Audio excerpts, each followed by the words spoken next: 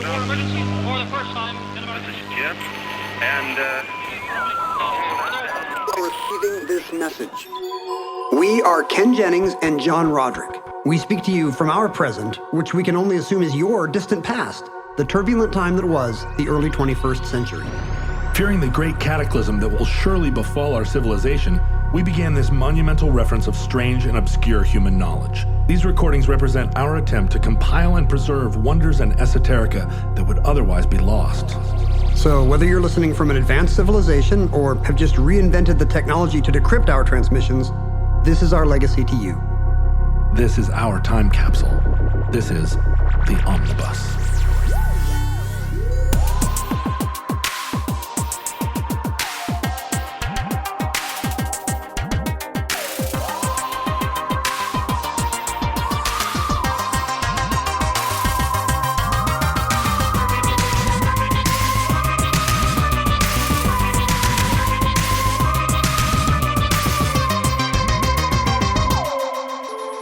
You have accessed entry 1403.PS10730. Certificate number 38497.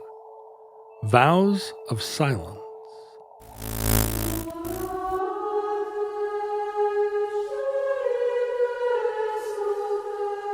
You kind of talk for a living.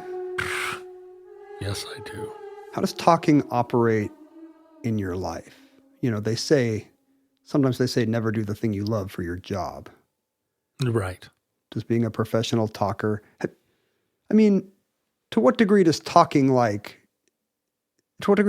to people the basis of your life? Is it the exception or the rule? No, I would say it is. I would say it's the basis of my life. I talk to everybody, and I think that I am a good listener, and I work hard to be a good listener. But it involves talking to people, and there's the tension where to keep the conversation going, you can't just listen. Right. And I think there are a lot of people that aren't good talkers that do need somebody to kind of prompt them to keep talking. Yes. And I'm pretty good at prodder. That. Yeah. And I'm just like, oh, so what does that mean? Oh, so where did that come from? Oh, so what do you do then? And let me ask you this. How much of that is like really coming from deep in your soul? And how much is like, I know how to do this. I have the skill of doing this. I think I have a lot of curiosity about other people. And it's, I never do it perfunctorily. Even if somebody You're not just on autopilot. Never. Look at you. Because if somebody's, I don't even think of it as like a virtue. But I learned as a kid, it's way more interesting to find out a bunch of stuff about somebody else than it is to tell them anything about yourself. And you see a lot. It's easier too. You do have to keep them going. Yeah. But the idea, because you see it's so often where people are just waiting for the other person to finish because they've got something they want to say. And partly because I do talk for a living, it's liberated me from feeling in any situation like I really have something to say here. Because I say everything I need to say. How often, I never feel like I have something to say. I can't even imagine the person who walks into a room and is like, let me enlighten you all. Well, it's situations too, like my daughter is very confused by this because somebody will tell a story. I'll be sitting in a grocery store or whatever with a group of people, and somebody's like, oh, did I ever tell you about the time I walked 60 miles? And then they go and they tell a long story. And my daughter's sitting at my arm just staring at me like, you're going to now tell your story. And I sit and ask a bunch of questions about the 60-mile walk, and I'm like, cool, that's awesome. What a cool walk. And I'm not being patronizing. It was a cool walk. 60 miles is a long way to go. And afterwards, she's like, what were you doing? Why didn't you tell your story?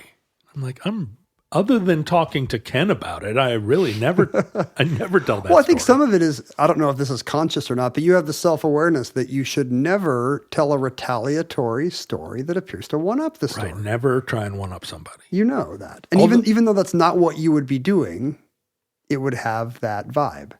Yesterday, I struggled with this. I bought a Gibson robot guitar. I don't know what that is. No one does. But I was on eBay and I was like, oh my God, it's a Gibson robot guitar for not very much money. And I bid on it. And it turns out nobody wants one, rightfully so. And so I won it for not very much money.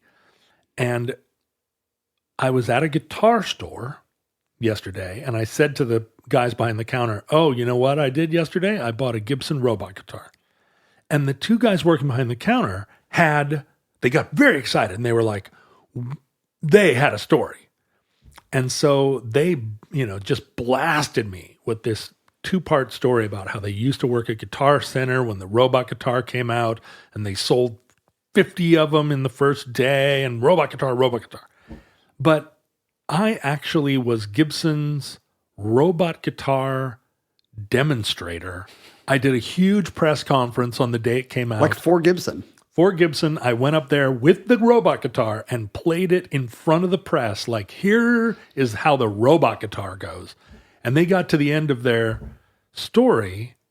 And like, I'm the guy in this story with a robot guitar. And so I did feel like I had to say, well, funny thing. And then I told my story and it did feel a little bit like, oh, I just like had a better robot guitar story. And that feels a little bit, I hate to do that. But it's tricky to navigate. You have a good story in the genre that they're clearly interested in. Yeah. Why would you rob them of it? Well, right. And they were kind of like bullying me off of my, like, I just bought a robot guitar story. Like they were like, oh, we're going to blow you away with especially if they're pulling rank. Yeah. And I was like, well, actually. So I try really hard not to do that. By the way, I don't want you to tell me anything about what a robot guitar is because what I'm picturing is probably so much cooler. Yeah. Well, and this is the thing. When Gibson introduced it, when I stood up in my press conference at the JBL Theater at the EMP and said, ladies and gentlemen, the robot guitar, Gibson's whole thing was like, this is going to revolutionize guitars. Like 10 years from now, every guitar is going to have one of these. And this first edition one is going to be worth $50,000. And people did buy them and never open the box. Put it somewhere, some climate-controlled space, because they thought this was going to be like the 59 Les Paul. And all of those things now are worth $1,100. They're not worth what you paid for it. So much of talking, I'm realizing, is just confidence. Like you jumped into that guitar salesman story full of brio and confidence, and you put it over, even though objectively... That's not a top 10 story. It's fine. It's great. It illustrated the point. Yeah. Perfectly cromulent story. But, because how many truly great, something actually funny happened to me last week. And I have been delighted to tell a few people that story. And I'm not going to tell it here. Come on. Because this is just the meta story is like, I actually had something fun that I knew worked as an anecdote that had happened to me. And I was delighted to tell a few people. Yeah. But how often does that really happen in our lives? So much of talking is just spinning meaning out of something that could otherwise be pretty prosaic. Yeah. But it's better than not talking. I do think one of my skills, like I cannot put a basketball in a hoop to save my life. I stand and shoot basketballs and it's just like boing, boing, boing. And I'm like, I know there's a way to do this. People do this. And I'm like, boing, boing, boing. Like if I ever get a basketball into a basket, it is happenstance. And that seems crazy as an American. Shooting basketballs is got to be one of the top 10 things that people do standing around. And I just cannot do it. But what I can do is tell a story about anything. Like I could tell a story about anything in this room. I could tell a story I used to do a one-man show, and one day I went down there and I told a 15-minute story about a 10-minute walk I'd just had. I mean, look at this right now. You knew to extend that whole basketball thing to land the point but what I can do. Yeah. See? I mean, it's a thing, and I don't know. I mean, I got it. I inherited it, I guess, from a long line of bullshitters. But there it is. As an introvert who just like would rather do anything than like walk into a room and have to like pick up a conversation with someone and hope that it goes okay. I have to admit that pretty much every important relationship in my life is based on talking. Like It's your job, not even your podcast job. It's literally your job now is to point to a big electronic board and then talk. But luckily, I don't have to talk about the thing. The board tells me what to say. Right. But then you do have to talk to I have to talk to those people. And they need prodding, generally. Yeah. I just mean in civilian life, like how many of, like pretty much any friendship that means anything to me was just based on like long conversations that must have been so meaningful at that time. Your best friend Colin sure likes to spin a yarn. Colin. See, Colin's a great example. Yeah. That guy's a great talker. I don't think we'd be good friends if not. But it's true of my high school friends. It's true of my college friends. When I see them, sometimes we'll just talk for 3 hours. And that's pretty a basic human thing. But there's also plenty of people who have deep friendships in their lives that are based on playing mini golf with that person. Right. Or kissing. Activities. Kissing that person. Yeah, exactly. Activities. Like we have a great friendship as long as we're on the golf course or as long as we are gaming or as long as we are at the gun show or whatever it is. I have much fewer friendships where doing something is the basis of the friendship. It's a less intimate friendship. For one thing, that's a tier of friend to me. The doing something friends. Yeah, and the talking friends are above the doing something friends. But Mindy's fairly reticent, at least outside. I mean, in your relationship with her, do you? Maybe that's because I'm talking all the time. I think there is a thing where, because the question becomes like, who can you be silent with? Right. That's always brought up as a measure of a strong intimacy. The person you don't have to talk to. And frankly, if there's an activity involved, if I'm just sitting reading a book and Mindy's crocheting, that's lovely. But if we're sitting at dinner, just kind of looking at each other and our food and not talking. Seems weird. It does seem weird. And when I watch couples like that, they're generally older than us. And I think, I hope that does not lie ahead. I can't imagine at any point in my life arriving at a place where there wasn't something to talk about. Yeah. I mean, even starting with like, how was your day? What did you do today? And the other person's like, I went to work. I did work. It's like, well, what exactly work did you do? Like, you just have to go past the nothing. And they're always like, well, I got into an argument in a meeting. Oh, what happened? Who was it? See, I need to get pushed over the bump sometimes. Yeah. I think I'm a regular person in that regard. Yeah. And I think my interest in other people is always like, well, what was the best thing that happened to you today and what was the worst? Because it's probably better to talk about the best thing, but let's hear about the worst too, just to kind of give a sense of like what the scale of the day was. Like if you lost your job today's a big day. This dinner is something different. This is the dinner we're having on the day you lost your job. And if the worst thing that happened today was there was no toilet paper, like, well, that's also like something to note. Nothing really bad happened today. This is something that can be taught, I think. Really? There's no Toastmasters for this. Like, please, for the love of God, learn how to have a conversation. Norman Vincent Peale. I'm sure there's books about this. Like, a few stock questions that are kind of, what did your dad do? That's not the first thought of like, boy, it's raining again, or whatever that is. Well, we might have talked about this before, but on the East Coast, it seems like it's very different than on the West Coast. On the East Coast in the United States, people lead with, where did you go to college and what do you do? Yeah. And on the West Coast, people lead with, what's your bag? Like, what's your sport? What's your trip, man? And out here, like, you know somebody for 10 years and not know where they went to college. Not care. Unless they went to Yale and they bring it up in the first 5 minutes. You're right. A lot of this is a result of hierarchical thinking, which is maybe more so there. Yeah, I think it is. I think it's class and hierarchy in the East Coast plays a much larger role in like ranking who you are so that you know where you stand. Whereas out here, it's much more like, I mean, do you have a groovy vibe or do you have a bummer vibe? Talking also, like I told you, I kind of woke up today stewing about something. One of my kids did something flaky and I didn't sleep really well because I was like, oh boy, this again. Tossing and turning. Yeah. And I was like, I'm going to have a rotten day. And I went to the gym and I immediately felt better, not because I was actually working out, although that should make you feel better, but just because I was like talking to somebody there. Like 5 minutes in, I felt like myself again. And I realized how like talking was the thing that had just normalized me. Wait a minute. You went to the gym this morning? I did. What insanity is this? You've never said that to me in 15 years of friendship. Generally, I don't go on days when we're recording because I want the morning to work on stuff. But today I knew I had to go. I had an appointment. I make myself go. And I think I'm open to the idea that something like the vast majority of the benefits of therapy, and therapists are great. And I'm glad if you have a therapist you like, or if you are a good therapist, but the vast majority of the benefits of therapy have to just be that you're in a room chatting easily about somebody to someone interested. Yeah, yeah.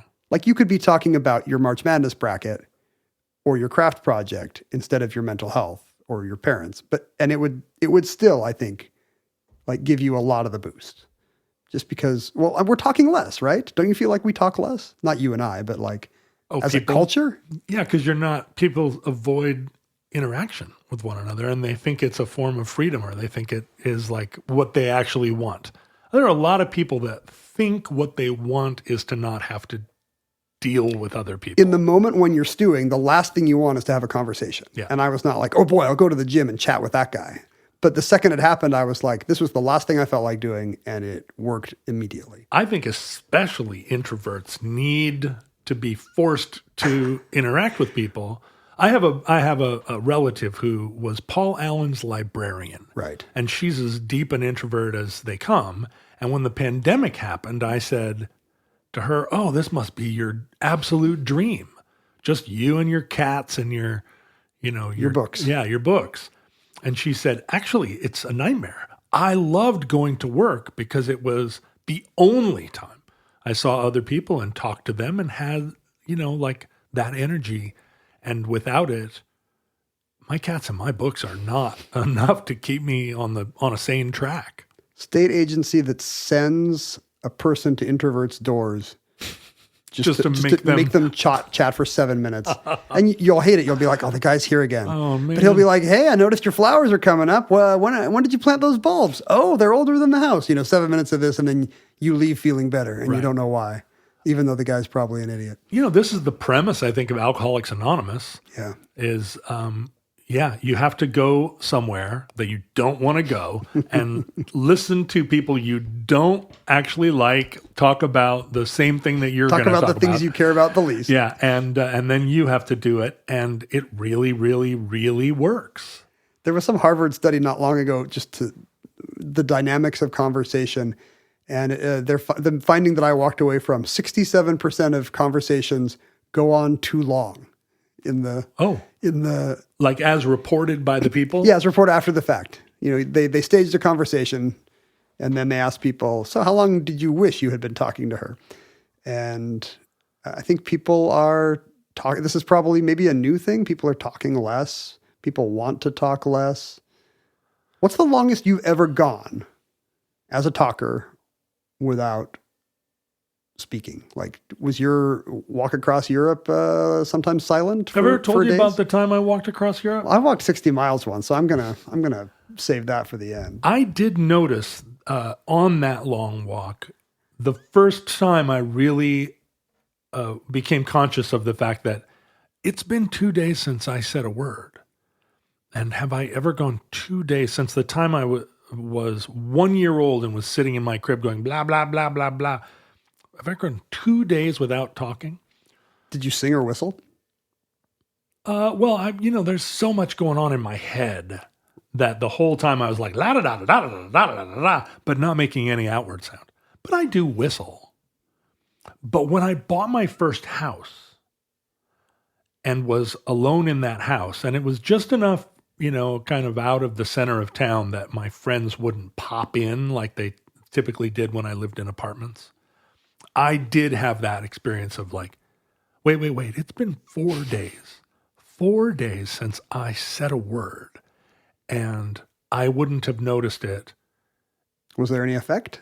Well, yeah, because when you do speak, you kind of, when somebody calls or comes to the door and you're like, oh, hello, you croak out those first words because your vocal cords have just gone slack. According to the ENT I was reading, yes.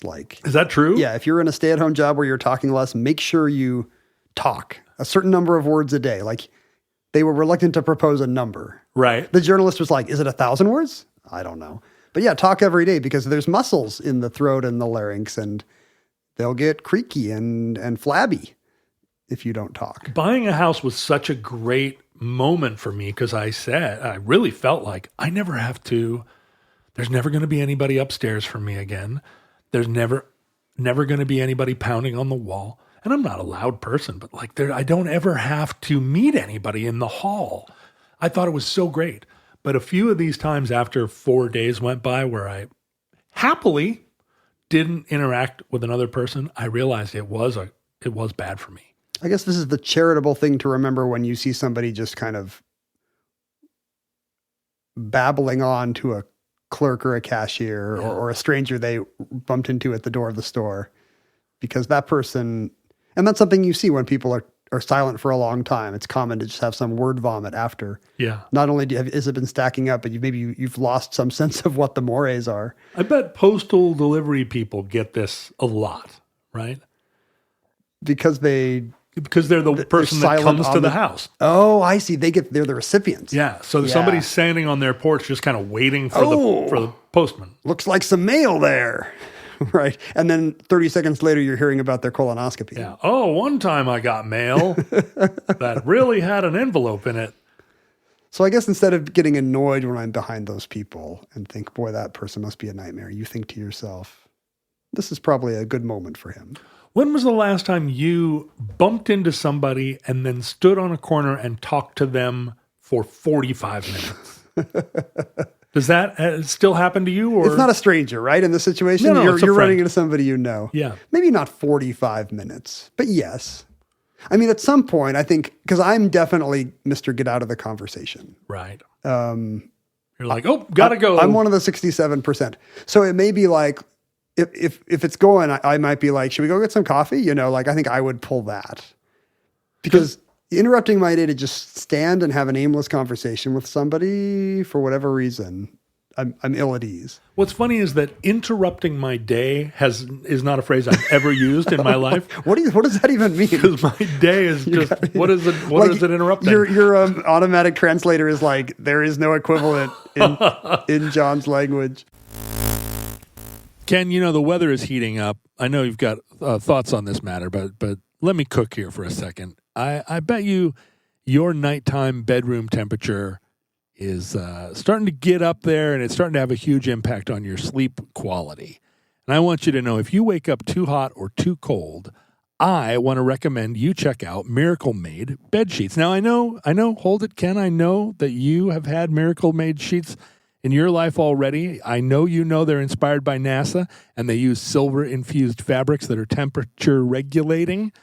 And I know you like to sleep at the perfect temperature all night long. But let me tell you, did you know traditional bed sheets harbor more bacteria than a bathroom floor? Sorry, hold on. My mouth is full. Hold on. I can't swallow. Yeah, I'm telling you. Sorry. The bacteria can lead to acne, allergies, stuffy noses. That's a lot of bacteria. It's a lot. I was just over here eating my donut, and now I'm worried about all that bacteria on my bed. I'm worried that you've been eating donuts this entire time, and it's starting to show. While you've been reading all these ads. All these months. My mouth's been full of donuts, and finally I swallowed. I believe in these products so much that I'm comfortable just, going off while you sit over there and use this commercial time to stuff your face. Because I'm always nodding so vigorously when you because I love all these products too. Like each one more than the last. But I forget our listeners can't see me nodding and smiling when I think about how much I love and would recommend each of these sponsors. Tell me more about how you feel about Miracle Made sheets, Ken. It's great that they have all this space-age NASA-inspired technology making them naturally resistant to bacteria. But what I want is a comfortable sheet. Like I want nice, fancy-feeling linens. And these are definitely those. There is no sacrifice in quality just to get the science-y part of Miracle Made sheets. They feel great. Well, Ken, I'm going to let you offer our listeners the special omnibus deal. Since you're halfway through your donut there, just pause before you. I just want one more bite. Okay, go ahead. No, okay. Here I'm going to take a small bite. All right. And now I'm going to tell you, as I finish my donut. John, you eat your donut. Let me just finish this off. You're fine. I'll speak for you here. Now that it's summer, we want you to upgrade your sleep as the weather heats up. Here's how you do that. Go to trymiracle.com/omnibus, trymiracle.com/omnibus, and try Miracle Made sheets today. You could buy them for yourself. If you're already enjoying them, why not buy them as a gift for a loved one? But either way, you'll save over 40%. And if you use our promo Omnibus when you check out, the rewards continue. The surprises continue. A free 3-piece towel set is yours, and you'll save an extra 20%. There's a money-back guarantee, too, John. Did you know that? Don't answer. 30-day money-back guarantee. No downside here to trying these out and see if you're as satisfied as all the other Miracle Made users I've heard from and spoken to. You want me to keep going? Mm-hmm. John's still eating. Upgrade your sleep with Miracle Made. Go to trymiracle.com/omnibus, code omnibus to claim your free 3-piece towel set and save over 40%. I'm taking another bite of donut. You finish this off. Thanks, Miracle Made. So for years, I think going from one 45-minute long conversation on a street corner to the next was how my days were broken got up. home, yeah. I walked down the street. Oh, hey, how's it going? You, Mr. Person I hadn't seen in a while. Once again, your life is in 1910. Oh, hey, got a stick of gum? How are the Dodgers doing? Here's some licorice. No, I think you live in a city maybe, and you have enough acquaintances. Yes. And it's kind of, you stand and talk for 45 minutes to a friendly acquaintance, because your real friends you see enough, or you're going to have some sense of, I'm going to see you next week at this thing.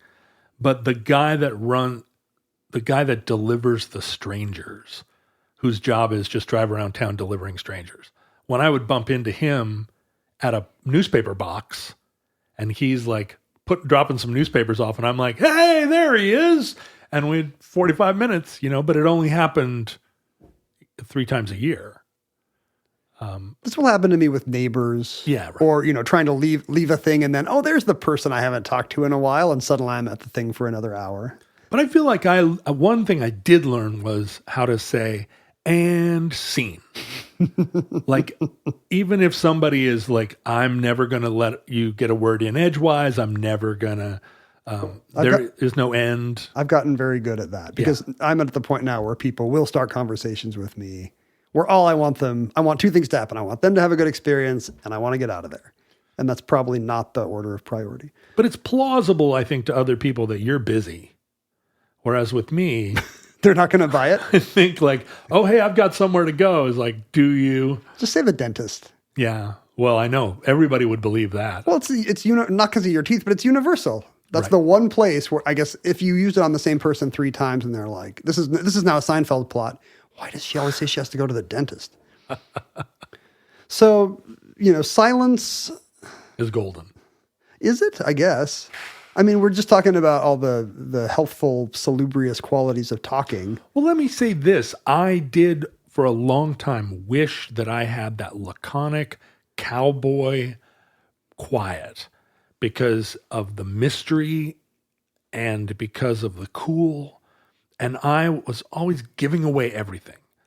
And the vibe during the 80s, during the grunge years, it was like, well, the cool dudes just stand there with a cigarette. Yeah, smoking and just looking at you. And you get done and you're like, what do you think? And they just like blow smoke in your face. And I could never be that person. And I felt like I was kind of clownish, or like I was never going to reach maximum cool. I'm always thinking about whatever dumb thing I said, Yeah. Because if you're talking, you're going to say some cool things and you're going to say some dumb things. If you're not talking, no dumb things. If you're on marijuana, you for sure think about the dumb things you said after you walk away. For the next hour, you're like, oh my God, did I really say that? That was so dumb. The idea that there's a benefit to staying silent for a long time is kind of the opposite of what we've been talking about, which is just how conversation juices everything about society and civilization and the psyche. But But there's a rich tradition of the opposite thinking, which is that talking is the noise that limits you. Right. What you Jehovah! What? Sorry. I don't usually allow myself to make Monty Python references. Oh, I know what that is. Yeah. Yes, exactly. Yeah, exactly. It's a comedic trope, even, these vows of silence. The tradition appears to be as old as Pythagoras, although really everything we know about Pythagoras was written down like 1,000 years later. Right. And that's why all the stories are so crazy. Like his followers could only eat fava beans because they looked like the testicle or whatever, like maybe that's true, but also like we literally heard that from people living 850 years later. So you might as well ask me what Richard the Lionhearted was like. Yeah. What was Richard the Lionhearted like? I just loved eating fava beans because they looked so much like genitalia. Robin Hood. We do tell a lot of stories about him. That's true. Like some people live on, although he might not even have existed. Pythagoras appears to have existed, but among the crazy stories about him, have you heard that in addition to his theorem, which is so great. I use it all the time. If you've got a right triangle and you're wondering about the relationship of its sides, there's really no better historical figure for you. Right. If one of the angles is 140, but outside angle, sorry. But he was he led his own school of followers. And in a lot of these stories, it's kind of a cult-like thing that, unlike a lot of these philosophers, he really had initiates. Yeah, a squared plus b squared. That was the final level. I'm there. I'm a level 11 Thetan Pythagoras. Tell me what a squared plus b squared equals. What do I do? Because he was not just. Let's not reduce him to his theorem, John. No, he's a big guy. He was a genius thinker. He's got a lot of other stuff. But if you came to study with him, you would have to spend 5 years as an acousmatic, like one of his kind of novices. And the novices could only hear him or access him like through a curtain. You couldn't actually see Pythagoras, and you couldn't talk for 5 years. That was the deal. What? To be an acolyte of Pythagoras? Cleansing your palate. And if after the 5 years you were accepted, you had the good fortune to give over all your property to Pythagoras. That's nice. That's how cults tend to work. Yeah. And then you could go to the other side of the curtain and get the presents and all the secrets. Did this at least have a sort of Japanese component where you were drawing one kanji letter for 5 years with a paintbrush? I think there were exercises. You were listening. You're not just it's not just waiting to see who can stick out this endurance contest of having to clean empty Pythagoras' chamber pot. Right. You're learning by not talking. Right. This is not explicit in this story, but it appears to be based on the story that we'll later see in Western and Eastern religion, that not talking has so many, mental and advantages, brain clearing advantages. It is part of listening, but no, I see what you're saying. No, but you're right. That's true. That's actually not usually mentioned when we talk about, for example, monastic vows of silences, because they're not really out with the people anyway, Their whole thing is that they're not listening to anybody except sitting in a cell. Except one person. Or sure. Is he a person? Is she a person? Three or one is the magic number. If, by the way, you're rejected as an acousmatic, generally you would have to, as the later philosopher said, Pythagoras' school made you give back twice. They would give you back twice the property that you had deeded to them. Oh.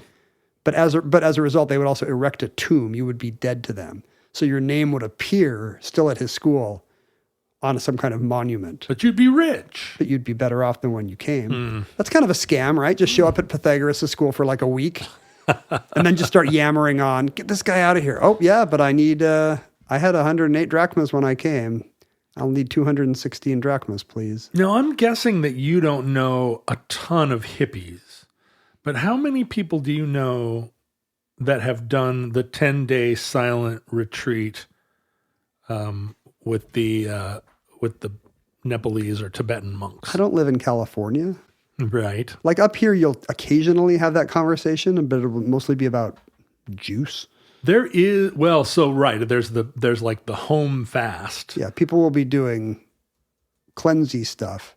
Do you know people who have done the don't talk for a week trope that I only see in sitcoms? Yeah, so it's the Vipassana meditation. And there's actually a place here in Seattle, or not, I'm sorry, not in Seattle, in Washington. It's south of Olympia, where you go, you do a 10-day retreat where you sit on a mat, crisscross applesauce, and you listen to lectures. So someone's talking. It's not silent.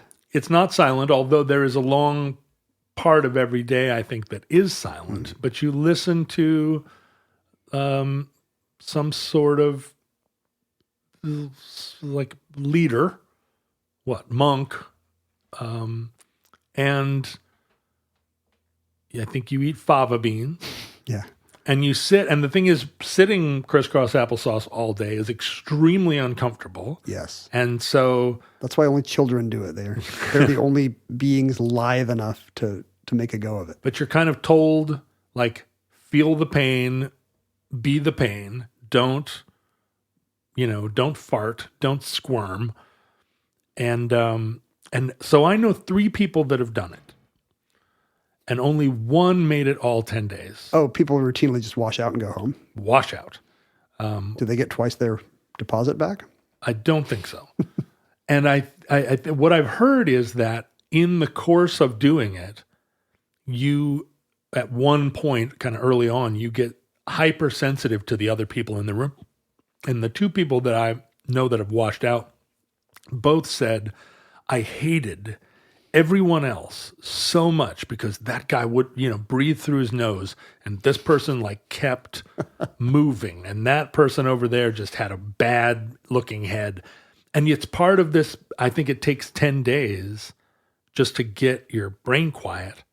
And the one person I know that went all the way through felt like they arrived not at a place where there's blue light all around you, but, definitely arrived somewhere at the end of the 10 days. One thing I notice about those stories, and I've told a few, is that you do tend to err on the side of arriving when you tell the story, because you want there to be an ending. And so you do kind of reach for, I think it just reinforces your memory of it as a journey that had an endpoint. I went to a float tank once and it was pretty unremarkable. But when people ask me about it, I did grasp for some finding just so there would be a story to it. I do not recommend float tanks. I mean, this was the problem with the walk across Europe, was that at the end, I did not feel that I had arrived at anything. What I had arrived at was Istanbul, and I had to get a room in one more crappy hotel and eat one more plate of fava beans. This is why you haven't finished that book. And there was no oh. The problem is when I tell the story and go, it actually had no ending. It produced nothing. There was no eat, pray, love. I never met someone and it altered my life. The pushback I get from people is, well, it sure did alter your life because you sure fucking talk about it a lot. But I think also it's an analogy that I use in everything. Right. I think of it in terms, I'm always bouncing back to it and going, in one way, it was the first thing I ever completed. So the ending wasn't in the moment. It was years later, how you think about it later. Yeah. That it played a major role, but there was no epiphany in the moment. These short-term silences, like the ones at these weekends or seminars or getaways, retreats. Vipassana, I think is how they say it. I mean, they pale behind this comparison, this idea that we have that some people will make a vow with God or Buddha to just be silent forever. Forever, decades. This is stories we hear about Buddhist monks in the East, the Catholic and Orthodox, both traditions of Western Christianity have these stories. And it's true that, monastic silence is one of the contemplative values that monks are supposed to swear by when they enter the order, a vow of work, a vow of poverty, chastity, obedience, humility. There's a series of things like this, like the Boy Scout oath. Do you have to do all of those? You have to do them all at once. Huh. Okay. But the problem is that the vow of silence as defined is not, there are no monks anywhere that have ever taken, there's no monastic order, no monks or nuns that have ever been asked to just be silent all the time. Oh, It's not a thing. even in the East. Even those monks that stand with their hand raised in the air for 30 years until it withers. I mean, they're not Those quiet. guys are talking the whole time. Blah, blah, blah, oh blah. man, my hand really hurts. Oh, this is killing me. My other hand's swelling up. No, like the monastic silence is more of a way of life than a cessation of talking. Mm-hmm. I mean, it's drawn from, it's in the Rule of Saint Benedict, which is this 9th century book by Saint Benedict that kind of ended up determining a lot of what we think of as how these monastic orders work, what the monastic life is. And I think as a result of Psalms 39:3, is this right? Let me see. Read full chapter.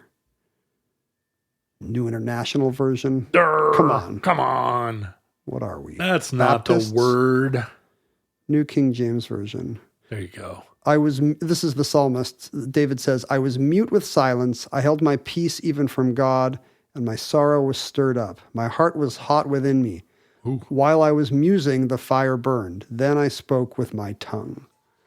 So, I mean, you could read that either way. Is that pro-silence or anti? But that was the scripture that the monks used to say, we need to hold our peace. Sorry, I held my peace even from good, not from God. I think I read it wrong. I held my peace even from good. So when he had nice things to say, he also was like, If you don't have anything nice to say, a more modern translation of that would be, so I remained utterly silent, not even saying anything good. right. But my anguish increased, my heart grew hot within me. While I meditated, the fire burned. Then I spoke with my tongue, and then he speaks to the Lord. The idea being that whatever this prayer is, it has come from the silence. My heart grew hot within me. That's some hot talk. I don't think he means like What does it mean? romantically. Well, what does that mean? Well, how does your heart grow hot? It's a spiritual fervor. Oh, okay. Like it's the burning of the Lord's fire, the cleansing fire of the Lord. Got it. I guess. I don't know. I'm not the psalmist. No, it sounds right. I mean, maybe in this podcast, I'm the psalmist. I'm not sure. Does there always have to be a psalmist? What even is that word? A psalmist? Somebody who psalms it up. I didn't know that was a thing. Somebody singing psalms. I'm a psalmist. Yeah. Today we would say singer-songwriter. Right. So I guess you're the psalmist of the group. I guess. I think I might start introducing myself that way. What do you do? I'm a psalmist. I'm psalming it a bit lately. But in fact, St. Benedict's recommendation about silence was very limited, and most monastic orders that have this oath practice this. There are certain times of day you have to be silent. Oh, okay. Oh, I see. You meditate in the morning, you meditate at which is night. true of most people, I guess, right? When would you guess? What are the 3 times when monks have to be silent? Well, after breakfast, after lunch, and after dinner. You are correct on one of those. After dinner. They're supposed to be quiet at night, said St. Benedict. Well, that's the easiest time to be quiet. It's from Compline to dawn.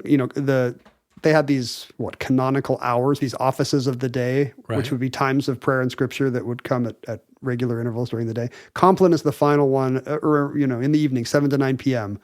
And after that, it's no talking, lights out in the monastery.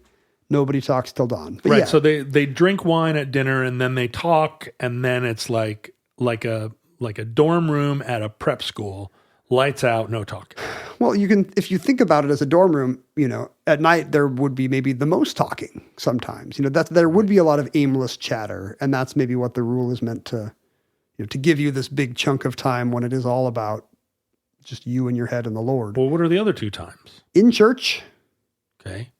makes Sure. sense. Yeah. You don't want somebody just yammering during church. I don't talk That just during seems like good manners more than the rule of St. Benedict. My kid is always sitting next to me and she's like, what about them? And I'm like, shh. When are you? She's When like, are you two even in buzz, church? buzz. Well, the thing is, when we travel, I make her go into churches Oh, that's right. because it's like, hey, we're here. This is the Eastern Orthodox Church. Let's go in. And we sit down and they're like, homina. Plus, they don't charge on Sundays. Right? And she's like, buzz. What about this? What about that? Hey. The second time you already mentioned, the third time is at meals.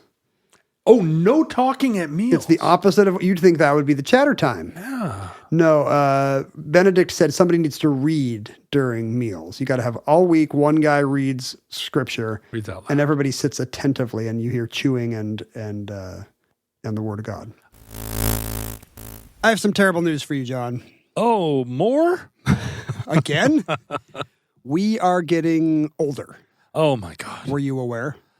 I am more than aware. I am desperately old. And I feel like you and me are at the same stage of thinking like, we didn't really get serious about how and what we ate when we were younger, and things were fine, but now we're not that age anymore. Like now we have to be a little more mindful, right? I mean, I think you and Mindy have always eaten well, but rich, like exotic food. I thought you meant like wealthy. You're always eating lobster wealthy. and caviar and beef Wellington. You eat rich foods. It's true. And I just am one of those omnivores, American omnivores, that just, if it's on the floor and it isn't trying to get away, I'll pick it up and eat it. I really admired your lunch yesterday of chicken curry with a pepperoni pizza.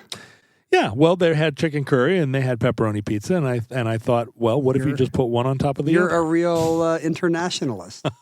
But my family recently tried these new mosh bars. We also have been sampling mosh bars. What a coincidence that Mosh sent each of us a box of their delicious protein bars, and now we're talking about them on Omnibus. Isn't that strange? That maneuver really worked out for them.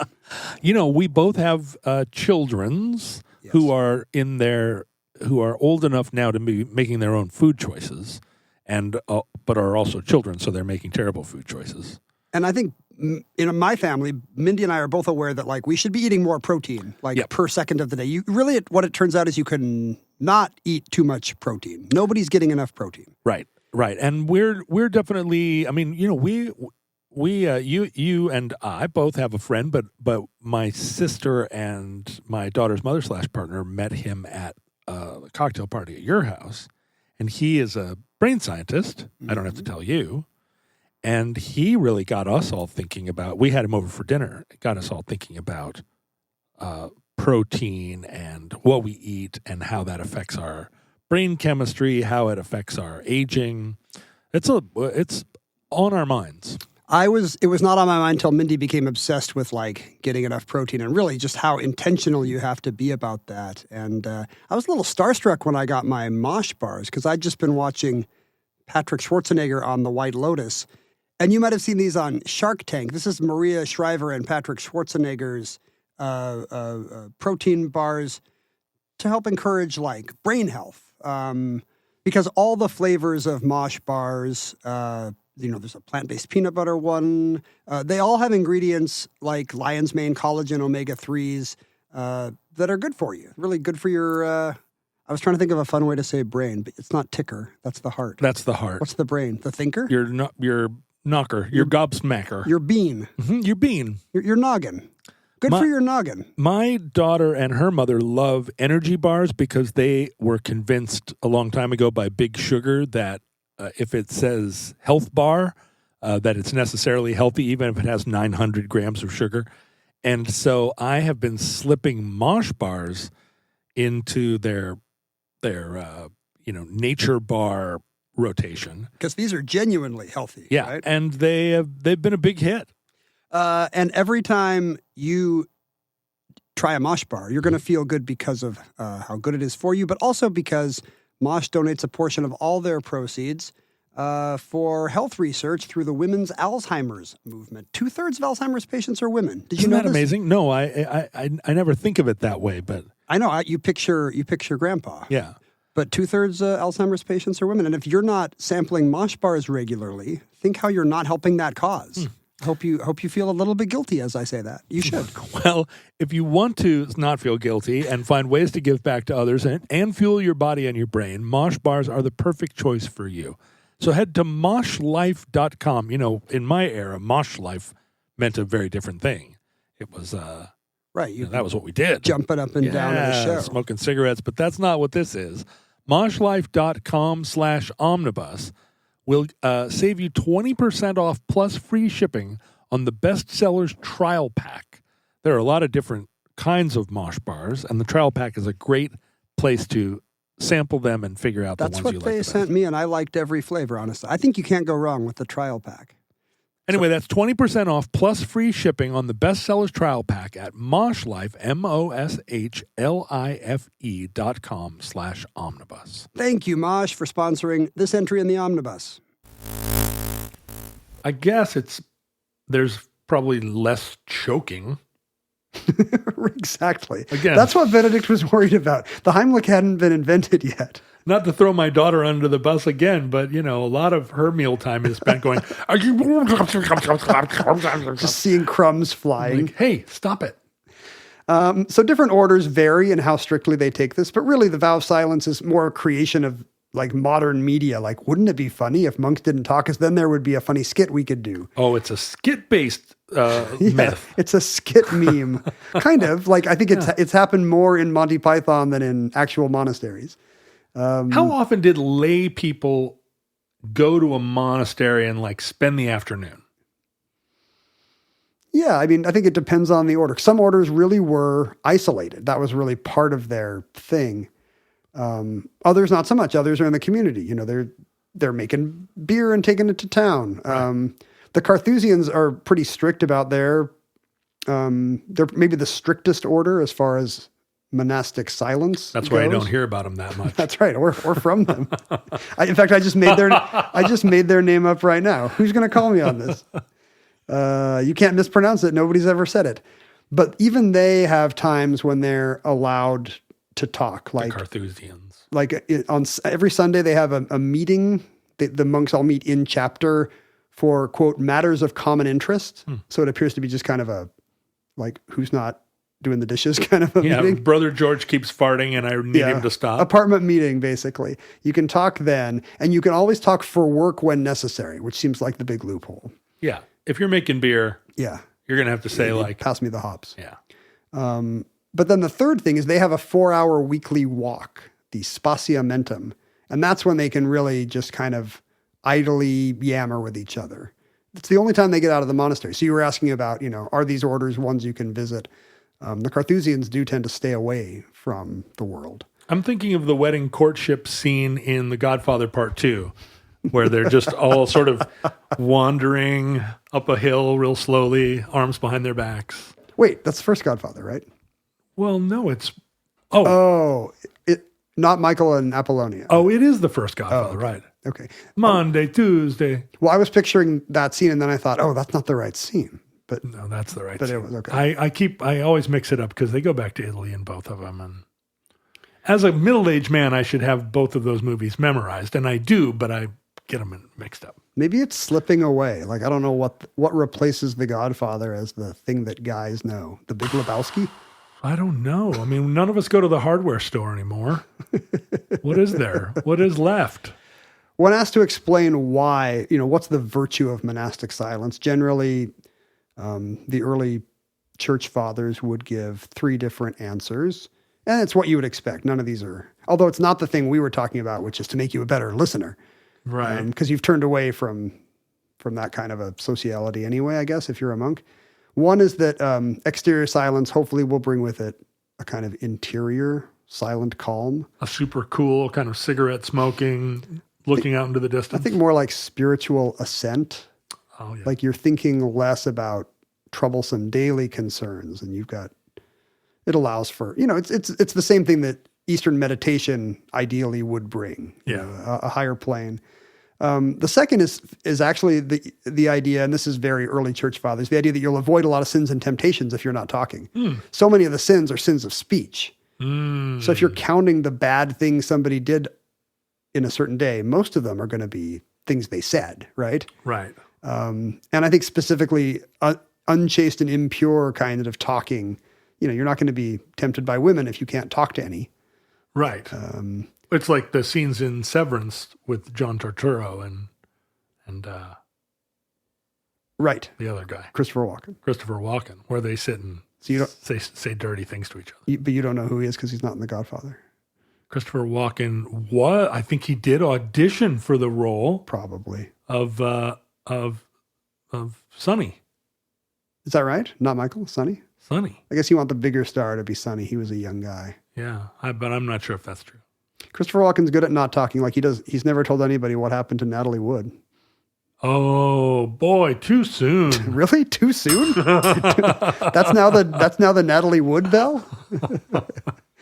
And this is true in Eastern thought as well. The idea that, you got to disconnect yourself from all attachments, and that's a reason for silence. And the other one is that there's a virtue in solitude. I don't know. Do we believe that? If you're a monk, the idea is you're separated from people, but you're also crammed together in a house with a bunch of, as you say, like farting guys in tonsures. Right. So the idea that in this community, you do want to be separate. Well, this is one of these Chomsky kind of linguistic ideas, right? That if it happens in all cultures across the world, then it must be at some level a preconscious need or a preconscious virtue to clear your head of ephemera, or to clear your head of just noise and get to peace. Well, this is what I would have said if somebody told me exterior silence brings interior silence. What I would say is that has never once happened to me. If I'm just sitting on a plane for 11 hours, I'm not talking, but boy, is my head still just spinning. Like, how do you stop that? I guess for most people, weed. No, weed doesn't stop it. Weed just makes you not able to speak because you're so embarrassed by the dumb thing that you think you just said. It doesn't slow you down at all? Really. For some people, it must. No, I mean, the myth about weed is that it chills you out, but it doesn't. Weed creates massive anxiety in most people that smoke it. What about, I got this purple stuff right here. Check this out. Got some purple buds. I don't know. I mean, weed would never chill me out.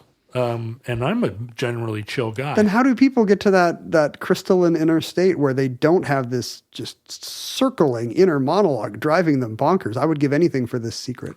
I guess when I've talked to people that are really into meditation, they say the goal is not to clear your head. The goal is to let that voice go until it runs out of Eventually it will peter out. I mean, if you're just sitting there and you've gone through every slight that has ever been committed against you, you've tracked every idea about how you would make the world better if you were the dictator. You've gone through every, at a certain point, you're just going to be like, oh, just shut up. And that's it. Then you hear a chime. Well, no, I think the problem with enlightenment is then you just go up one like half story. And then you're sitting on the landing somewhere else where you're like, okay, now I'm bored of myself. Now I sit here for a year, and now I don't know what. Maybe not everybody has this. Like, do you think you and I are a little unusual in how much rambling inner voice? We do have an inner voice, which apparently not everybody has. That's true. And then within the inner voice community, I think you and I both are probably in the chattier. The IVC, we are like, yeah. Yeah. And then, like I think of my inner voice as a bunch of voices that are often in not like angry disagreement with one another, but they're always posing, somebody will say something. And I am a listener to whatever that is, whoever I am. You're such a good listener, even to the voices in your head. And I receive it. I'm like, oh, interesting. And then somebody else in there will go, well, but what about this? And then they start going back, well, but, here's why. And I don't know whether I'm imagining it as a conversation I'm having with strangers or friends or what.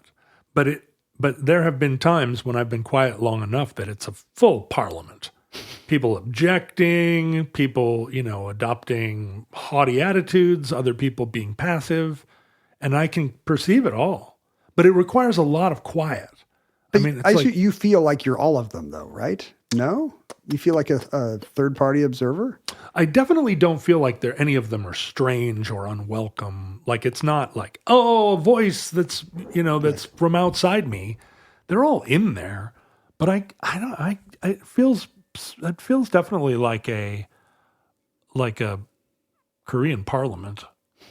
I read a quote from Bismarck where he said, people talk about having an inner voice and I have a whole host of them. And when I read it, I was like, there it is, Bismarck. Me and Bismarck. He's my guy. So it is not uncommon. I just assume anybody who has enough stuff in their brain, you have a lot going on in there, and you're neurotic. Like I'm 2 for 2. Mm-hmm. I either need to be dumber or more stable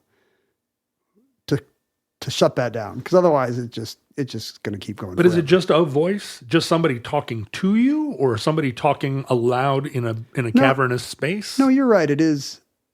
It's moving around in time. It's a conversation I once had. It's the version of it I would like to have had. Right. It's what I would say now. And I think it is. You're right. It is polyphonic. It is, because sometimes a disagreeing opinion will come. I guess I feel like my narrative is like, oh, I changed my mind, but I guess it could just be like a different party was heard from. Yeah, I do for sure clarify my thinking on things, where I say, well, I'm against that for sure. And somebody says, well, but, and then I sit and hear all sides, and I'm like, okay, well, I'm against it, but not for sure. I guess I never have a conclusion. Yeah. I think the longer I think, the more likely I am to say, well, I guess I see. Yeah. I guess I see why the opposite also. Right. But I don't know how long you would have to be quiet to run out of that. Well, some people have done it. I mean, we'll get to them in a second, because the monks do not. Even the strictest monk, even your Carthusian will get 4 hours to happily word vomit to his fellow monks as they do their little walk. I'm imagining a bunch of monks on a daycare leash, like when you see the kids crossing the street. Yeah. Maybe they're pulling the old monk in the wagon. But they're presumably listening to the voice of God when they're being quiet. They're not like, They're seeking it. they're not like, oh, shut up, God. They're hoping that if they focus on the scripture long enough that I guess they're hoping for something that is outside themselves. Like, Yeah. they don't want that interior voice either, but because it'll be superseded. I mean, the Trappists are quiet enough that they've actually invented a sign language. Trappist monks have a sign language. I did not know that. And it's just like, it's not a fully expressive sign language, but it's to express things you would need to during a quiet time of day. You will often have to say, excuse me, oh, sorry, you bump into somebody, thank you. But they have, how's it going? It's good. It's not great. It's all that Italian stuff where they're like, hey, oh, Kind with of. the hands. Yeah, finished. Yeah. And it appears to have I read the description of the sign for thank you, which is thumb under the chin, move forward, keeping your fingers back. And I'm like, wait a second, isn't that That's ASL? fuck you. Well, Oh, no, ASL it's too. similar. Yeah. But in ASL, I think that's thank you. Maybe I did it wrong. I see what you're saying. Yeah. It's not that different. And Trappists are from France? Are they French? Maybe. I always assume they're Belgians because of all the because of all the beer they're making. Raspberry beer. They branched off from the Cistercians. Okay. The original abbey is in France, Soligny-la-Trappe. So their origin is French. There's a similar loophole, sign language like loophole, that some Buddhist monks use, which is, if you have to be quiet, there's also some danger to that. Oh, if the place is on fire or something? For example, or a tiger is running at you, because they always say, like, be as big and scary to the bear as you can. Well, what if you can't, because you've taken a vow of silence? Like, I'm sorry, bear. So what would you do? Or let's say you're begging in the streets, but nobody's paying attention to you. That's why Buddhist monks will often carry this pewter staff called a kakara. It's got the rings at the top that kind of are interlocked with the staff, so they kind of jingle. I don't know if you can picture this. I mean, I talk about a jingle stick all the time as being a thing that I would carry as like a weirdo. Well, Buddhist monks do. A jingle stick. And it's, in their oldest literature, it's like, well, this is what you would shake to keep away a serpent, or a tiger. Right. But also in practice, I think it's more like you're on the street corner wanting some alms. Yeah. And if you're taking a vow of silence, you can't say, Alms. yeah, got a dollar, got a dollar, got a dollar. So you have a jingle stick. I mean, if you think about that character from Breaking Bad, who had the little bell on his wheelchair, Exactly. he expressed a lot of different stuff with that bell. He only had one. Yeah, he only had the bell, Ding, ding, ding, ding, ding, ding. which is good because that actor's Spanish is terrible. Is that right? Yeah, in the flashbacks in Better Call Saul, they get him back, but this time he has to speak. And then you're like, oh, wait, Is this guy what, Italian, Irish? He's not even at like Giancarlo Esposito level. But some people have kept vows of silence for longer periods of time. Gandhi had a lifelong one, but he was just one day a week. 1 day a week he didn't talk for his whole life. Yeah, or at least, from he took the time he took the vow. And that must have been tricky. He was a public figure. Yeah, but he was the kind of public figure that on his 1 day off from talking, he'd be like, yeah, people would love that. Yeah, love it. I came to see Gandhi and he didn't say a word. It was his 1 day off. Put his arm on my shoulder and did a thing. There was, I read about this guy named John Francis, better known as Planet Walker. Speaking of hippies, in 1971, he was living in maybe the East Bay. And checks out. Yeah. The date and the place. He saw an oil spill in San Francisco Bay and it fundamentally changed him. He realized that there was an urgency to pollution that he hadn't thought about. And so his first vow is that he's not going to drive a vehicle anymore. Okay. He's going to walk everywhere. Take the BART. Not even that, I think. Oh, walk everywhere guy. I guess apparently he kept taking elevators, which his family thought was hugely hypocritical. Right. Oh, his family was part of his game. Well, his family was really put in the ringer by his vows because they ran a trucking company.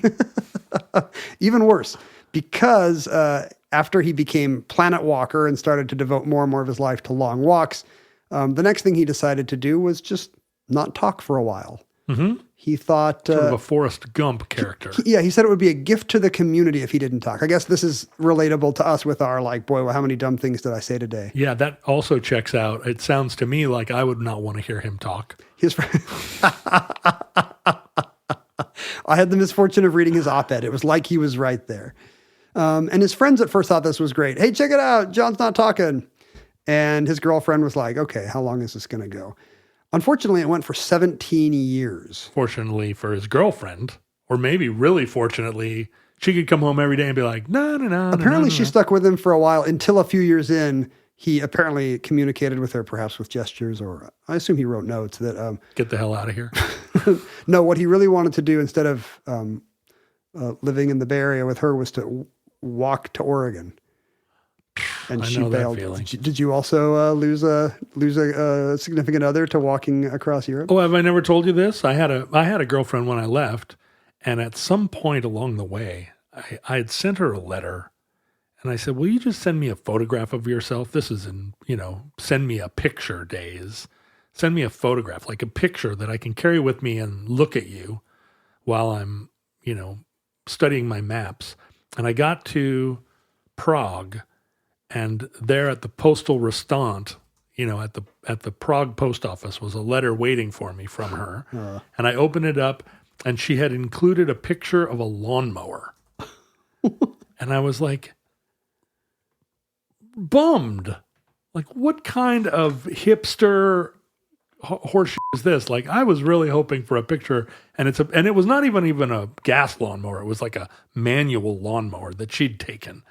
And so the rest of the trip, I was like bummed. Did she think you were going to enjoy this lawnmower? Yeah, she just thought she was being, haha, funny. And I got back. She worked, this is such a 90s story. She worked at a store called Heller's Cafe. But what they actually did was sell used Levi's. So you'd come in with your American-made Levi's, and they would buy them and then sell the good ones to Japan. Did they also have coffee? No, there was no cafe element of it at all. It was all just buying and selling Levi's for the Japanese. And a lot of the time people would come in with a stack of Levi's, and it was Megan's job to go, no thanks. Those Levi's are not good Levi's. Like, she was grading people's Levi's. That was her job. Was she good at that? Yes, great. And I walked in having come back, and I had a long beard and long scraggly hair. And I walked in and I was like, nice lawnmower picture. And she was like, haha. And I said, are you my girlfriend still or what? She was like, I guess. And then we dated for like 1,000 more years. This is a very 90s story. So 90s. Are you my girlfriend or what? Are you my girlfriend or what? And she was like, I guess. Like John Cusack. And then I picked up some pair of old denims and I was like, are these cool on me? And she said, it's really not up to me to know what's cool on you. You should pick your own cool. And I was like, you're lame. Will you marry me? Well, this guy lost his girlfriend to a trip to Oregon, so maybe that's what you should have tried. I couldn't stop talking once I got back. He walked around with a banjo a lot. God, this guy is bad. Wow. You don't know anything about him. He could be great. I know he's from the East Bay, that he refused to drive, that he walked around the East Bay with a banjo, not talking, and then he walked to Oregon. All of those are a strike. He's an interesting test case of what happens if you just don't talk for 17 years, though. His friends immediately noticed that he started, his laugh became silent. Like he was so conditioned to not making noise that he thought, that he would laugh at the same volume. So it's kind of like he's miming laughing. 6 months in, he bumps into somebody in the grocery store and says, "Excuse me," and breaks his streak. But he considers that he's still going. His parents obviously thought he would join a cult. Well, that doesn't work in Alcoholics Anonymous. If you go bump into someone at the supermarket and drink 6 beers, you restart. Yeah. I guess talking is a little different. Talking is not an addiction. Or is it? I don't know. 10 years in, he decided to celebrate his vow by speaking, but only for the day. One day. You get 1 day, 10 years. Every 10 years, you get 1 day to talk. It does seem like some Arabian Nights myth. Every 10 years, the man talks for 1 day. And he called his parents, and they had not heard his voice in 10 years, and it wasn't in great shape. And they thought it wasn't him. They thought it was his brother doing a prank. He had to convince them to meet with him. This family's really pretty bonkers. That would be a weird prank to pull. Hey, Mom and Dad. He's not just some hippie walking around the forest, though. He also earns 3 degrees, including a PhD in environmental science. Because he's just submitting papers. Yeah, exactly. I guess he can do it. And he learns sign language, so he can communicate a bit. What's going on in your 3rd environmental science degree that you didn't cover in the first 2? He only had a master's before. That's when they give you the real secrets of the environment. That's when they're like, actually, coal is good. When you say 3, you mean one on top of another. Yes, it wasn't. He didn't earn 3 different bachelors. He got a bachelor's, a master's, and a PhD in environmental science. Mm-hmm. And finally, after 17 years, and he felt like he was a good listener. I think he thought it had worked out. But he announces he's going to talk, and he goes to a hotel in D.C. and speaks to a crowd. And he has enough followers at this point, or people. He's got to be a proto-Gump, right? Isn't he somebody that, because it sounds close enough. Yeah, 71 to 80. That's true. Like even the timeline's not that far off because he runs after Vietnam, right? It's like a Reagan era thing he does. Right. And he starts talking to a room full of people in this hotel ballroom, and he doesn't recognize his own voice, and he just starts to laugh, because he hasn't heard himself talk. I bet that would be true. Anyway, he credits this with just a total change of life. He now understands the environment in a much more holistic way. See, now we're back to this. But, maybe he would be the same if he'd just been chatting with the boys once a week or something. I mean, a lot of us are increasingly in this world of not talking for days at a time. And, I read an article about people, and most of them defended it. They're like, it's so good. I never have to talk to anybody. All my work stuff is on the Slack now. Mostly it's people who didn't like the phone. Yeah. And I get that. I don't like the phone. It's a higher degree of difficulty than regular talking. Do you use the phone? Like to talk? Yeah. Who calls you that wants to talk? Colin. I know. He's such a talker. Wait, does he call you? No. His name is literally a homophone for Colin. I'm calling you now. He's Colin. I'm calling you up. No, but I have met Colin enough times that I have definitely... I mean, he's an interesting guy. It's not like he corners you and talks at you. No, he's a great conversationalist. But he loves to talk about things, and he's very interesting, so I love talking to him.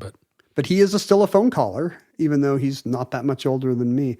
But, I kind of see it because I had an experience this week of somebody being like, hey, me and a friend are putting a thing together. Want to hop on a call?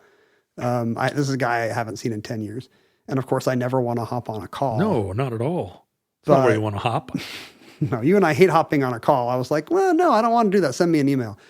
But really, you can, in 90 seconds on a phone, you can kind of cover it. You can cover a lot of stuff that a 20 email chain might leave ambiguous just because, I don't know, we're better evolved to trade and process information and emotional states vocally. You know? I had a text exchange yesterday that really should have been a 90-second phone call, and now it's like unanswered texts are hovering in the space, and it's like, I don't know, are we mad at each other now? I can't tell.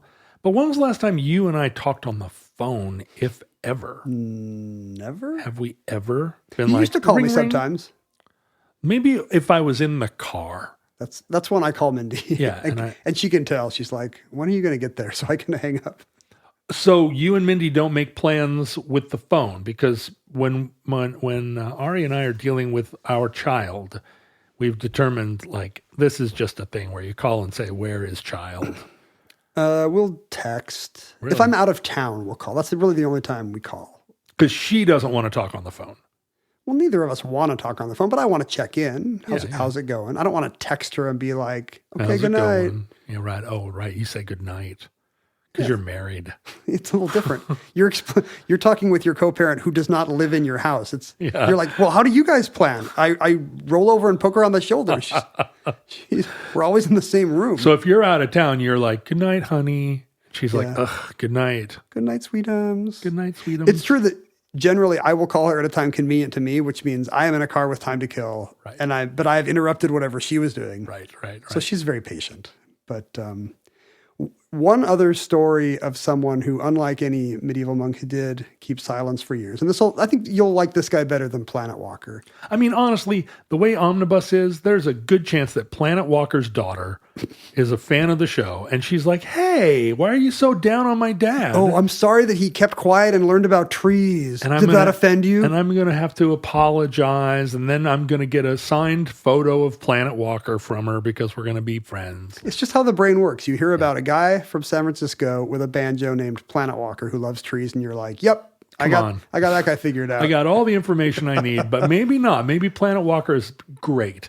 Anyway, who's your better guy?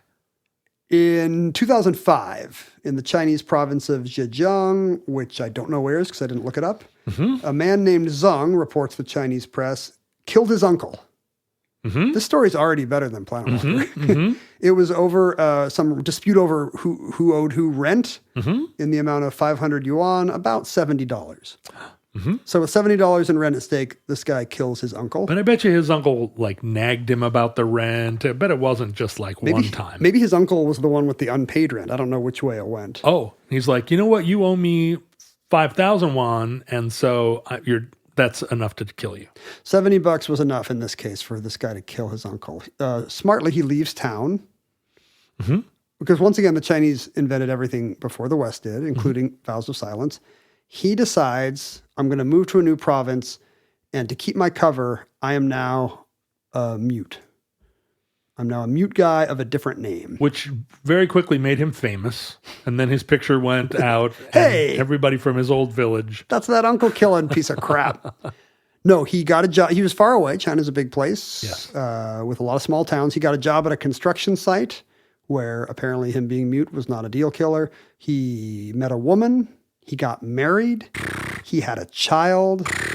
All, over a decade, he does not say a word because it would break his cover as the mute guy at the construction site. And his new wife is probably like, this is the best relationship I've ever had. This guy doesn't say a word. He doesn't call me every time he's in the car. Right. Like some people. So he spends 12 years under deep cover, and it's kind of a vow of silence. He's vowed that he doesn't want to get arrested for killing his uncle. Does he communicate that it's a vow rather than just like, I'm a mute person? No, it's true. Like it's an inner vow to everyone who knows him. He just is somebody that can't talk. Yeah, it's a disability. But at some point, I think at work, there's suspicion in town because he doesn't have papers for his new identity. And a DNA test is ordered. And that's when he matches the missing guy who killed his uncle. And he is arrested and tried for the crime. So after 10 years. 12 years of an utterly silent new life. And the final twist, which I can't believe they buried the lead, the Chinese paper says, after 12 years of pretending to be mute, he has found he can no longer speak. Whoa. He muted himself. The mute button works. I don't know if that's physiological, like something atrophied in his voice box, or if it's really just... If you go to any Gen Z subreddit, you will find people saying that they are battling with many different kinds of mental health struggles. And, I believe it. And some of them just stop talking. Some of them talk less and less. Right. And it's part of their complex cluster of PTSD symptoms. And that's just how it is. But then they forget to talk, or they forget how? I just wonder if it could rewire your brain, like not talking becomes... If Planet Walker did it for 17 years and was able to talk even unto making himself laugh, it seems like... It sure would have been embarrassing if he'd walked up to the mic and everyone's leaning forward waiting to hear what wisdom he has gleaned from 17 years with the sequoias, and he's like... But it seems like the other guy probably is faking, and then all the neurodivergent kids on subreddits who haven't talked in 2.5 weeks and then their mom is mad... probably haven't lost the ability to talk. Vows silence and being deaf or hard of hearing or mute must be much easier today with cell phones. Just to text. Because you can always, or just in conversation, you can hold up your phone. Oh, yeah. You don't have to wait for somebody to like write a note on there. That was me bumping my bell, I think. Don't bump your bell. My bell is not for Natalie Wood jokes, inappropriate Natalie Wood jokes, because you've never told one. What's the only kind of wood that doesn't float? Oh, boo. What? I didn't even answer the question. Boo. So you can hold up your phone, and it's much quicker than, showing somebody the spiral notebook where you just wrote down a thing, because thumbs are fast at typing and autocomplete is good. You probably have voice or a text to voice where you don't even have to show them. That's right. Just be like, I am hungry. But wouldn't you rather hold up the phone and make them read your writing than hear the stupid Siri voice? Depends on how irritating you not talking is, like, as part of your identity. And that concludes Vows of Silence. Entry 1403.PS10730. I like when you said it like that way. Vows of Silence. Vows. It really seemed like you had appreciated it. I do appreciate it. No, they really conveyed it. It was good. Well, I think a lot about the way that we have chosen to... the way our careers have chosen us. Like, I started out... You thought you were a musician, and I thought I was not a game show host? Right. My professional life was to be some kind of entertainer, but not just somebody that talked, although it was always... I read some post the other day where a guy in the 80s who wrote for Vanity Fair said that he was paid $450,000 a year to write 3 long articles for Vanity Fair. And I thought, wait a minute, that is what I thought being a magazine writer was. It was. I think that is what it was. That you were like rich. Yeah. And being a writer of books and being a writer in the culture meant that you were like a deal. I mean, the Saturday Evening Post would just pay somebody like, a living wage to write a short story. Yeah, right. And I was going to, and you'd see these profiles of these people where it was like, well, they live in a 6-room apartment on the Upper West Side where there's a grand piano in the living room. They basically live like Yoko Ono. Because they got 2 stories published this year. Yeah. And so growing up, I was like, well, I'm going to be a magazine writer. That's much better than being anything else. What the hell? Why would you be a doctor? I'm going to live in New York and obviously this isn't that. But it is kind of an iteration of it, right? It's the Seattle post-media collapse version of it. Yeah, I'm basically a magazine writer. We're doing little magazine articles here. The funny thing is, I'm still a magazine writer. I have the job that everyone thinks will go away. Syndicated TV host. Right. I'm like the fossil in my Yoko Ono apartment. Well, we all thought that we wanted to be the host of a television program. That was for sure my first job. How much of your childhood did you spend like talking to a mirror, talking to, pretending to be David Letterman or Johnny Carson? Just so much. I wanted to be Chuck Barris, Hey, that's a good choice. Back. On some level, stuff. I bet game show hosts did teach us how to be people. For sure. Because I find that, the first time I had to throw a commercial, like a game show host, I could just do it because our whole lives we watched usually white men at desks or with mics throw to a commercial. Well, Bob Barker was the ethical father that we all wanted, and Monty Hall was the pan-like trickster who was going to make you. I love that you have a pantheon. Yeah, sure. So now they're all gone. I think about this a lot. So when I say vows of silence, I feel like I'm in this story, and on both sides. You are the vow of silence. Yeah. Anyway, certificate number 38497 in the omnibus. Oh, I interrupted your sentence. I'm No, sorry. it's all right. I'm just, that's part of the fact that we're both talkers, interrupters. Well, we don't interrupt each other very much, do we? It's better not. I mean, it's very easy in a podcast not to, because you're kind of aware that you're talking to a third person. You might think that's true because we sit in the same room, but I do some other podcasts where interrupting is a big part of the experience. Just because of the lag? Well, we do it across... No verbal cues? Yeah, no visual cues. So when one of us has something to say, often the other cannot. Couldn't you just have Merlin on Zoom or something? You don't do it? He doesn't want to. Oh, interesting. The first ever time we recorded, we were using Skype. And my setting was just defaulted to video. And he was like, turn that off. I don't want to see you. And I was like, okay. And I turned it off and we never looked at each other again. Or had a conversation about why? He's inscrutable. So impossible to, there are many, many little traditions we have in that show that I have no idea why. I just imagine him pulling a cape across his face like Dracula. Futurelings, don't go on social media. Whatever you do, it's bad for you.